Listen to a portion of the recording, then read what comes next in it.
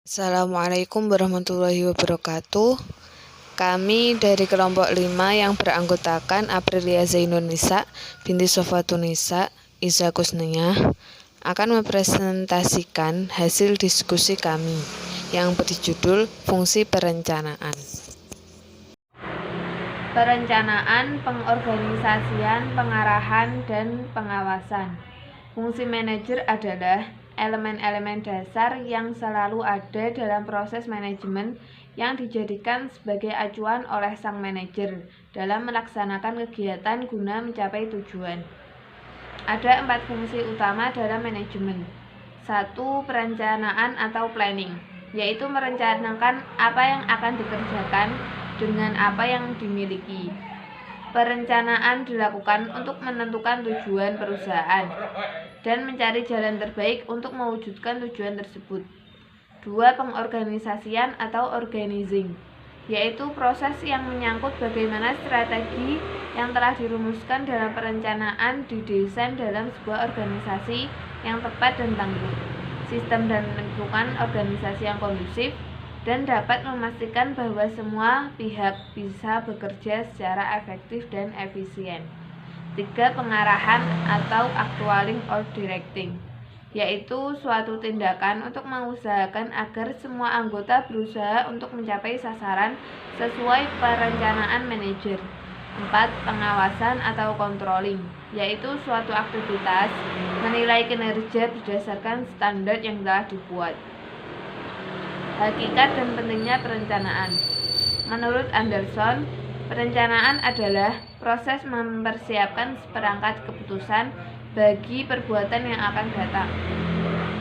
Dengan demikian, dapat dikatakan bahwa semua fungsi manajemen bermula dari perencanaan, sehingga perencanaan memiliki peran yang sangat penting. Karena tanpa perencanaan berarti tidak ada tujuan yang ingin dicapai. Setiap program membutuhkan pedoman pelaksanaan. Rencana adalah dasar pengendalian, menyatukan visi, misi, dan tujuan lembaga antara pimpinan dan karyawan, memfokuskan energi dan sumber daya untuk mengimplementasikan rencana. Jenis dan penyusunan perencanaan. Setiap kegiatan mempunyai prosedur, yaitu cara yang ditempuh dalam kegiatan untuk mencapai tujuan. Prosedur dalam perencanaan adalah langkah yang harus dilakukan oleh para perencana untuk merealisasikan usahanya agar dapat terwujud. Berikut adalah keempat langkah tersebut yang dapat disesuaikan dengan semua aktivitas perencanaan dalam seluruh tingkat organisasi. 1. Penetapan tujuan atau seperangkat tujuan. 2. Pendefinisian situasi saat ini, yaitu membangun asumsi berdasarkan pada informasi. Berikut adalah keempat langkah tersebut yang dapat disesuaikan dengan semua aktivitas perencanaan dalam seluruh tingkat organisasi. 1. Penetapan tujuan atau seperangkat tujuan. 2. Pendefinisian situasi saat ini, yaitu membangun asumsi berdasarkan pada informasi keadaan organisasi saat ini. Pengidentifikasian hal-hal yang turut membantu menghantar tujuan organisasi. Pengembangan rencana atau seperangkat tindakan untuk mencapai tujuan. Pendekatan dan efektivitas perencanaan. Ada 2 pendekatan utama yang digunakan organisasi untuk mencapai sasarannya. Pendekatan pertama disebut pendekatan tradisional, yaitu manajer puncak memberikan sasaran umum yang kemudian diturunkan kepada bawahnya menjadi subtujuan yang lebih rinci.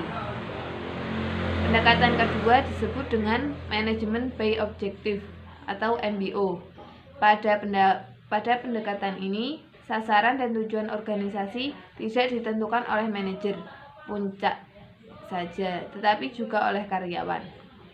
Adapun perencanaan yang efektif yaitu pengembangan diri, pekerjaan selesai tepat waktu, dan pekerjaan yang ditata dengan rapi.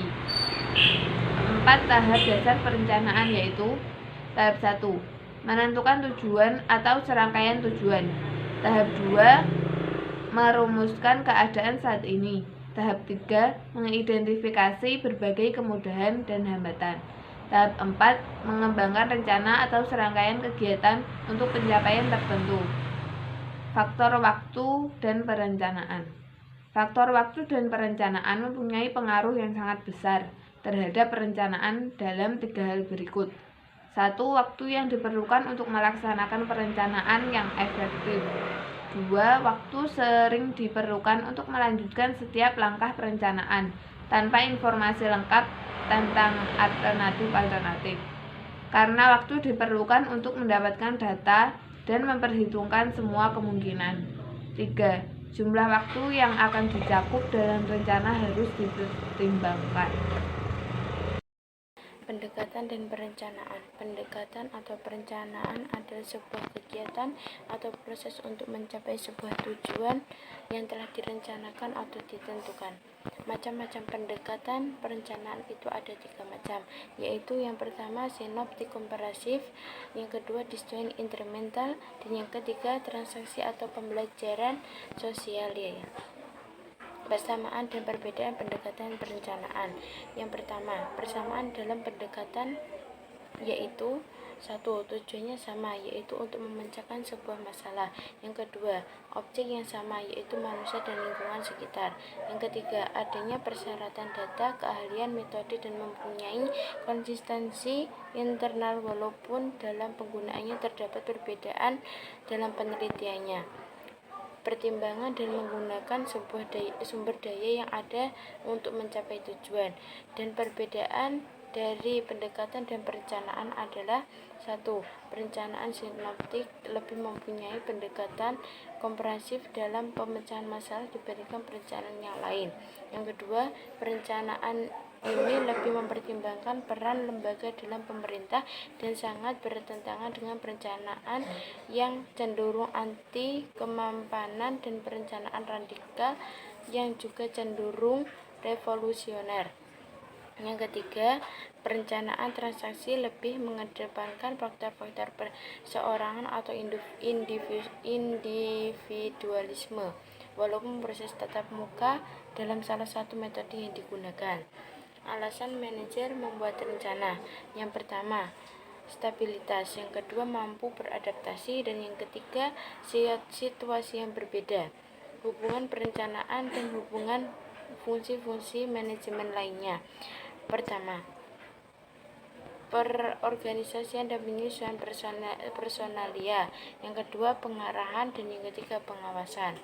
Tahap perencanaan. Perencanaan dibagi menjadi fungsi manajemen, yaitu pengorganisasian, pengarahan, dan pengawasan.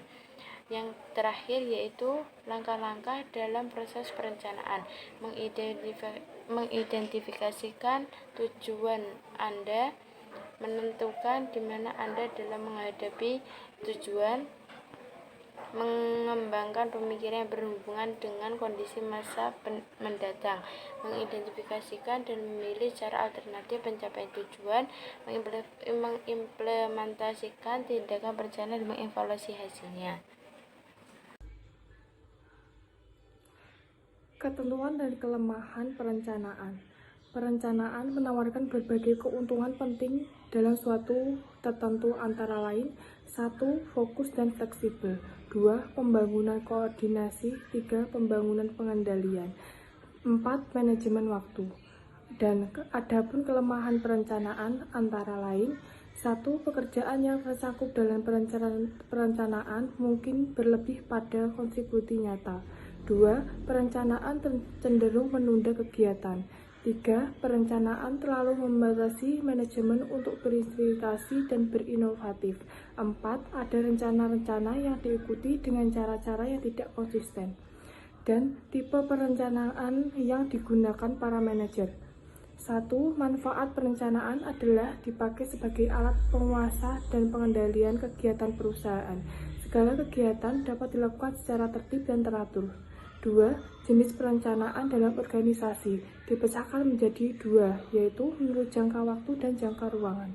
3. Melihat tingkat histeris, ada 3 jenis perencanaan, yaitu perencanaan strategis, perencanaan taktis, dan perencanaan operasional. Tahapan-tahapan perencanaan efektif. 1. Penolakan internal pada perencanaan terhadap tujuan dan pembuatan rencana untuk penyampaian.